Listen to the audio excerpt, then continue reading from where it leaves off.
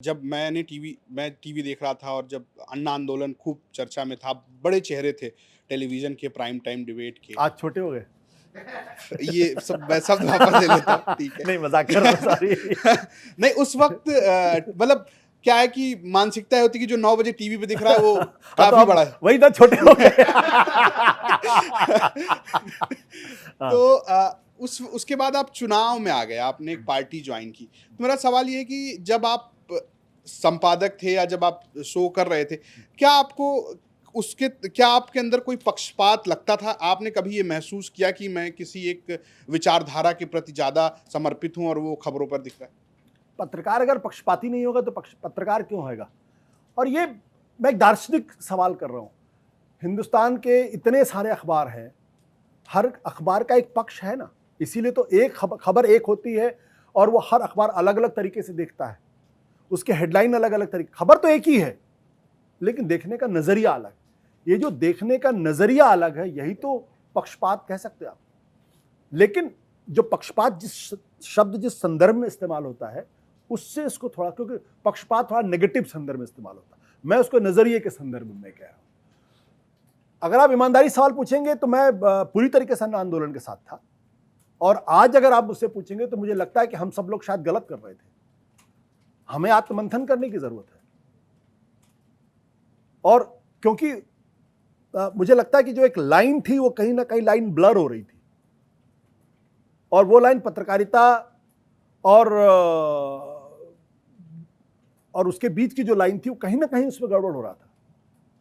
तो हम सब लोगों को आज 14 साल हो गए हैं, उसको दोबारा सोचने की जरूरत है, दोबारा मंथन करने की जरूरत है। अगर दोबारा वैसी कोई घटना हुई तो क्या हम उसी तरीके से पत्रकारिता करेंगे, उसी तरीके से कवरेज करेंगे? क्योंकि उस अन्ना के आंदोलन के मर्म में क्या था? भ्रष्टाचार का विरोध। और उस भ्रष्टाचार में क्या था? 2G, Commonwealth games. 2G में भी क्लीन चिट मिल गई और कॉमनवेल्थ गेम में भी क्लीन चिट मिल गई। तो क्या हम गलत थे? हमने जिसको इतना बड़ा कर दिया, अगर वहां भारत की जुडिशियरी उसको कह रही है कि इसमें कुछ दम ही नहीं है, इसमें कोई सबूत नहीं है, तो या तो हम गलत थे या आज की जुडिशियरी गलत है। तो हमें उस संदर्भ को देखने की जरूरत है। दूसरा, जो लोग भ्रष्टाचार विरोध की बात करते थे, जिन्होंने आंदोलन खड़ा किया, आज उनके ऊपर भ्रष्टाचार के गंभीर आरोप क्यों लग रहे हैं? क्यों वो जेल जा रहे हैं? और क्यों, मैं ज्यादा नहीं कहना चाहता, लेकिन उनके हाव भाव, चाल ढाल, रहन सहन को देखकर लगता है कि जो बात तब कही जा रही थी 2011 में, उसका पालन 2014 में नहीं, 2024 में नहीं हो रहा है। तो क्या वो सब एक ढकोसला था? क्या वो सब एक रणनीति के तहत कहा जा रहा था? और हम लोग उस चीज को, हम पत्रकार लोग उसको क्यों नहीं देख पाए? खासतौर पर मैं क्यों नहीं देख पाया? ये सब सोचने की जरूरत है। तो ये सोसाइटी को कंटिन्यूअसली इंट्रोस्पेक्शन करना चाहिए, और मुझे लगता है कि हमारे लिए इंट्रोस्पेक्शन का वक्त है। मैं ये बात इसलिए कह रहा हूं क्योंकि अभी जिस दिन ऑपरेशन सिंदूर लॉन्च हुआ, उस दिन जो टेलीविजन चैनल्स की जो भूमिका थी, उस पर भी एक दिन उनको माफी मांगनी पड़ेगी और उनको अपने अंदर इंट्रोस्पेक्शन करना पड़ेगा। जैसे मैं आज कह रहा हूं, हो सकता है 10 साल बाद इनमें से कुछ पत्रकार लोग कहें कि नहीं, हम गलत थे, हमने गलत किया, हमने जो पत्रकारिता की वो पत्रकारिता ठीक नहीं थी, वो पत्रकारिता नहीं थी, दरअसल हम सरकार के भोपू बन गए थे। तो क्या हम सारे लोग अन्ना आंदोलन के भोपू बन गए थे? ये भी हमें सोचने की जरूरत है। चूँकि आपने ज़िक्र किया कि उस वक़्त क्या पत्रकारिता और कवरेज के बीच में चीज़ें ब्लर हो गई थी। आज के दौर में जब मैं देखता हूँ, जिन्हें लोग जेनज़ीज़ कहते हैं, जो इंस्टाग्राम पर हैं, वो बहुत अच्छे नज़रिए से इस पेशे को नहीं देखते हैं जो कर रहा है। उनके प्रति ख़यालात ये हैं कि हम वो लोग हैं जो फ़ेक न्यूज़ क्रिएट करते हैं, हम वो लोग हैं जो प्रोपेगेंडा क्रिएट करते हैं, हम वो लोग हैं जो हम कुछ अलग ही कर रहे हैं जिसका इस वास्तविकता से कोई लेना नहीं।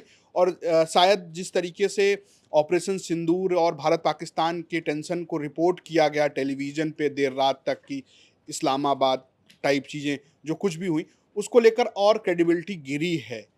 तो आप कैसे देख रहे हैं? क्या आने वाले दिनों में लोग भरोसा करेंगे मीडिया पे, उनकी खबरों पे, या ये जस्ट फॉर एंटरटेनमेंट है? मैं इसलिए कह रहा हूँ क्योंकि जिनको आज के लोग ज़्यादा सुन रहे हैं, जिन्हें लोग स्टैंड अप कॉमेडियन कह रहे हैं, वो कह रहे हैं कि टेलीविज़न आप देख रहे हैं, देखिए ये एंटरटेनमेंट है, न्यूज़ चैनल एंटरटेनमेंट।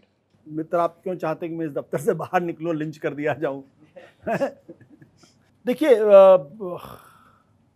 जो जिन जिन शब्दों का आपने इस्तेमाल किया, क्या वैसा हो रहा है या नहीं हो रहा? क्या हम फेक न्यूज़ पेडल कर रहे हैं कि नहीं पेडल कर रहे हैं? क्या हम सरकार के भोपू बने या नहीं बने? क्या हम प्रोपेगेंडा को आगे बढ़ा रहे या नहीं बढ़ा रहे? क्या पत्रकारिता की क्रेडिबिलिटी खत्म हुई या नहीं खत्म हुई? जिनको 2014 के पहले हम सरकार के साथ खड़े होने वाले लोगों को दलाल कहते थे, आज उनको लोग पत्रकार कहते हैं। सब नहीं है, बहुत सारे अभी भी लोग हैं जो बड़ी ईमानदारी के साथ पत्रकारिता कर रहे हैं, पूरी मजबूती के साथ खड़े हुए हैं, और वो सिर्फ यूट्यूब चैनल में ही नहीं, वो अपने अखबारों में भी ईमानदारी के साथ काम कर रहे हैं और वो टीवी चैनल्स में भी ईमानदारी के साथ काम कर रहे हैं। लेकिन एक बड़ा वर्ग ऐसा क्रिएट हो गया है जो दरअसल भारतीय जनता पार्टी और आरएसएस का भोपू बन गया है, जिसकी रीढ़ की हड्डी गायब हो गई है, जिसने अपनी सोचने समझने की क्षमता कहीं गिरवी रख दी है। ये सच्चाई है, इससे मुंह नहीं मोड़ सकते। राष्ट्रवाद की चाशनी में हम कितनी जलेबी खाएंगे? इस जलेबी खाने से एक दिन तबीयत खराब हो जाएगी, अंग ढीले पड़ जाएंगे। और मैं आपको वाकया बताता हूं, ऑपरेशन सिंदूर के संदर्भ हम भी राष्ट्रवादी हैं। मैं कम देशभक्त, नीरज कम देशभक्त है, वो जो सामने बैठो कम देशभक्त है, लेकिन अगर हम अपनी रैशनल फैकल्टी को अगर कहीं गिरवी रख देंगे तो पत्रकारिता क्यों कर रहे हैं? फॉकलैंड की लड़ाई हो रही थी अर्जेंटीना और इंग्लैंड के बीच में, बीबीसी के ऊपर दबाव पड़ा कि आप सरकार की लाइन के अलग देश का नुकसान कर रहे हैं क्योंकि आप सेना को नुकसान पहुंचा रहे हैं। बीबीसी टस से मस नहीं हुआ, और बीबीसी ने जब सारे लोग यह कह रहे थे कि अंग्रेजों के ब्रिटिश की सेना ने अर्जेंटीना का जबरदस्त नुकसान किया, तब बीबीसी सही तस्वीर पेश कर रहा था और कह रहा था कि जो नुकसान की बात की जा रही है वो सच नहीं है। और अंत में दबाव पड़ा ब्रिटेन के ऊपर, और लोगों को जब पता चला कि दरअसल युद्ध के माध्यम से उनको झूठ बोला जा रहा है, जिस तरीके का नुकसान ब्रिटेन को हो रहा वो नहीं, वो वाकई में चिंता की बात है, तब युद्ध विराम की बात हुई। वहां पे मार्गरेट थैचर उस वक्त वहां की प्राइम मिनिस्टर थी, और इसीलिए बीबीसी ने दुनिया के अंदर एक बेंचमार्क एस्टैब्लिश किया। लेकिन जब गल्फ वॉर हुआ तो सीएनएन तो एम्बेडेड जर्नलिज्म करने लगा। तो ये जो एम्बेडेड जर्नलिज्म है, हम युद्ध के दौरान जाहिर सी बात है ऐसी चीजों को नहीं रिपोर्ट कर सकते और नहीं करना चाहिए जिससे हमारी सेना को नुकसान हो। लेकिन सच का कुछ तो हिस्सा हम बताएं। हम अगर ये कहेंगे इस्लामाबाद कब्जा कर लिया, मतलब जाहिलियत की इससे बड़ी पराकाष्ठा तो मैंने कभी देखी नहीं। मैं तो सोचता था कि पत्रकारिता की मृत्यु प्राय है, अब तो मर चुका है और उसकी डेड बॉडी भी कहीं जलाने और कब्र में ढकने लायक जमीन नहीं मिलेगी।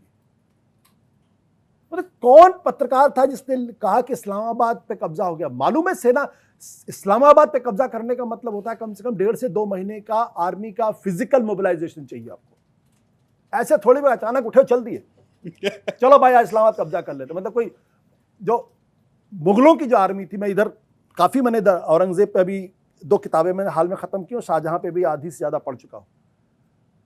उनको भी अपनी आर्मी को मोबिलाइज करने में वक्त लगता था। 6-6 महीने 8-8 महीने वो किलों को घेराबंदी करके रखते थे। मतलब बच्चों का खेल है क्या कि इस्लामाबाद में घुस गए और आपने कब्जा कर लिया? मतलब कौन लोग हैं? मतलब इन लोगों को तो नौकरी से न केवल निकाल देना चाहिए बल्कि इनको प्रतिबंध लगना चाहिए कि अगले 25 साल तक ये पत्रकारिता में कुछ नहीं करेंगे। They should not only be sacked, they should be denied any opportunity to write a word in any journalistic अखबार, जिनको इतना अंदाजा नहीं है। लेकिन अभी भी वो बड़े बड़े संपादक हैं और बड़े बड़े पदों पर बने हुए हैं, क्योंकि कोई जवाबदेही नहीं है। हम राष्ट्र के साथ हैं, तो हम लोग, बाकी लोग तो राष्ट्र के साथ हैं नहीं।